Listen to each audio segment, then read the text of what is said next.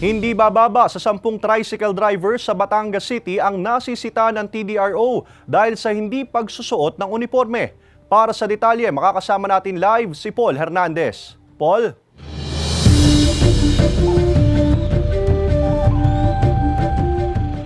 Ace, kailangan kasing mag-uniform ng mga pumapasadang tricycle driver batay sa umiiral na Traffic Ordinance of 2020. Bawal ang nakasando, shorts, gayon din ang tsinelas.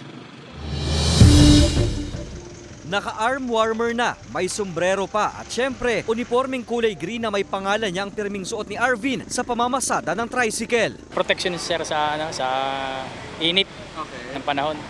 Tsaka itong uniform naman magandang tingnan sa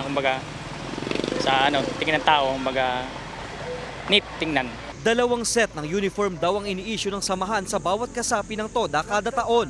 Naka-color code naman ang ilang driver na hindi pa nabibigyan. Sabi nila, at least may kulay kang na determine na ikaw ay driver ng orange na G1. Required nilang isuot ito habang bumabiyahe batay sa umiiral na Batangas City Traffic Ordinance of 2020. Bawal ang sando at bawal ang naka-shorts at tsinelas. Pagpapakita na may saayos natin yung sistema, makita ng bihis yung driver at kung saan maitaas natin ang moral ng ating mga drivers, hindi maging maayos at maging disente ang kanilang mga itsura.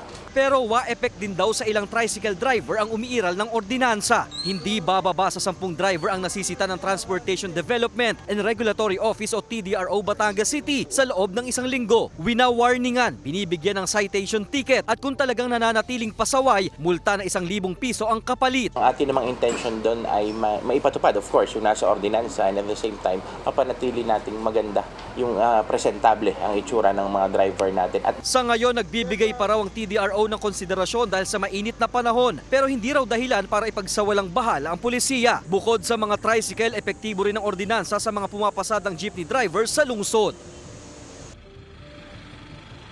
Ace, yung tungkol sa bagay na ito ay naipaliwanag na raw ng TDRO sa mga tricycle driver, lalo na doon sa mga bagong nabigyan ng prangkisa kamakailan lamang.